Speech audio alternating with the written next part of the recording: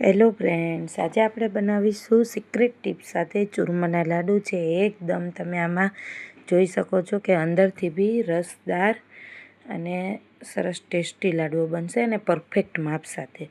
તો તેના માટે મેં અહીંયા 3 વાટકી જાડો કરકરો ભાખરીનો લોટ લીધેલો છે ઘઉંનો, અને ત્યાર પછી મેં 1 વાટકી ગોળ લીધેલો છે. જે આ ઘીની વાટકી છે તેના માપ પ્રમાણે જ મેં અહીંયા લોટ, ગોળ અને ઘી લીધેલું છે. ઘી પોણું વાટકી લીધેલું છે. 1 મોટો વાટકો ફૂલ ભરેલો ગોળ લીધેલો છે દેશી, અને આ 1 નાની વાટકી છે તે અડધી વાટકી તેલ લીધેલી છે મોણ દેવા માટે, અને અડધી ચમચી ઇલાયચી પાવડર લીધેલો છે.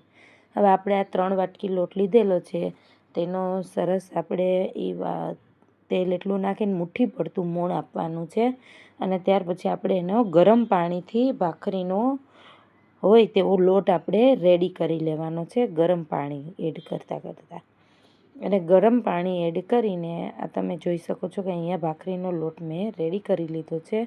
હવે આપણે આ રીતે અંદરથી પાતળા હોય એ રીતે આપણે આને આવા મુઠિયા રેડી કરી લેવાના છે.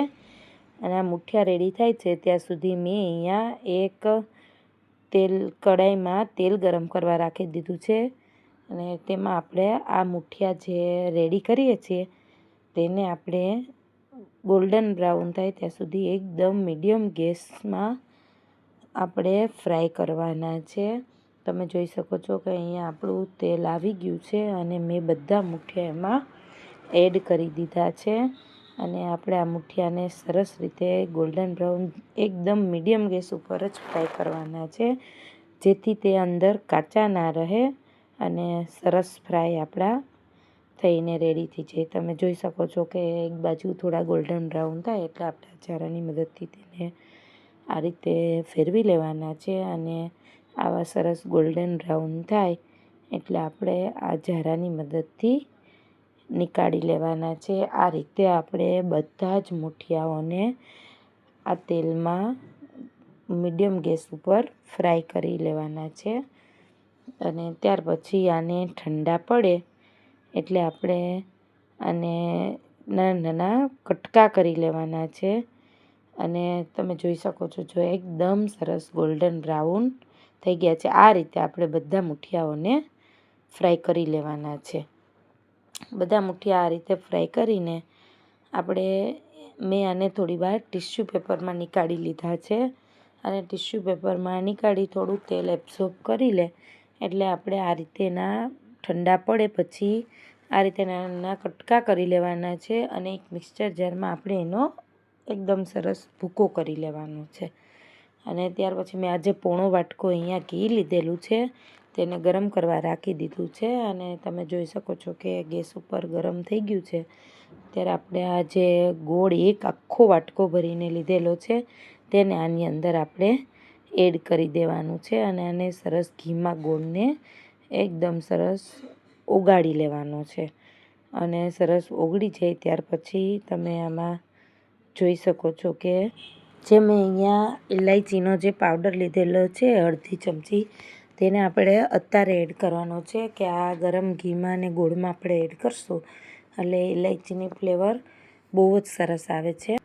ત્યાર પછી આપણે આ ઇલાયચીને આ ગોળની અંદર મિક્સ કરી દેવાની છે, અને થોડીવાર આપણે એને હલાવ્યા જ રાખવાનું છે. હવે આપણો ગોળ ઓગળી ગયો છે. હવે આ ગોળ થોડો આપણો ઉપર આવી જાય એટલે આપણે જે પેલો ભૂકો કરેલો છે મિક્સચરમાં મુઠિયાનો તેને આપણે આની અંદર એડ કરી દેવાનો છે, અને આની અંદર ગોળ સાથે આપણે આ ભૂકાને મિક્સ સરસ રીતે કરી લેવાનો છે. તમે જોઈ શકો છો અહીંયા આપણે આ તાવીથાની મદદથી મેં સરસ રીતે આને મિક્સ કરી લીધો છે.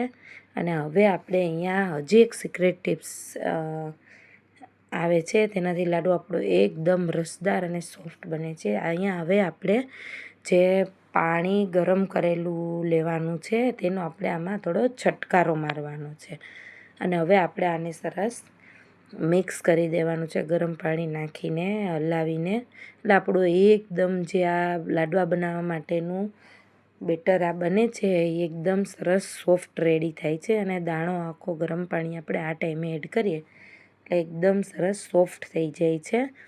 અને ત્યાર પછી આપણે આના લાડવા વાળીશું એટલે આ લાડવો એકદમ સરસ અંદરથી બી રસદાર અને સોફ્ટ બને છે. આ પેલા કંદોઈની સિક્રેટ ટિપ્સ છે.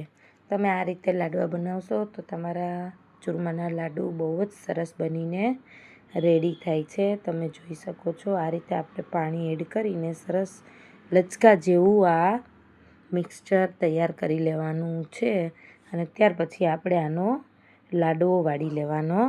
તમે અહીંયા જોઈ શકો છો કે મેં નાના નાના લાડવા અહીંયા બનાવી લીધા છે અને હવે મેં અહીંયા મારી પાસે એક લાડવાનું મોલ્ડ છે તેનું મેં શેપ આપી દીધો છે અને ઉપર ખસખસના બી લગાવી દીધા છે અને આપણા આ સોફ્ટ એકદમ સરસ ચૂરમાના લાડુ બનીને રેડી થઈ ગયા છે. ફ્રેન્ડ્સ, આ રેસીપી મારી સારી લાગે તો મારી ચેનલને જરૂરથી લાઇક, સબસ્ક્રાઈબ અને શેર કરજો. થેન્ક્સ.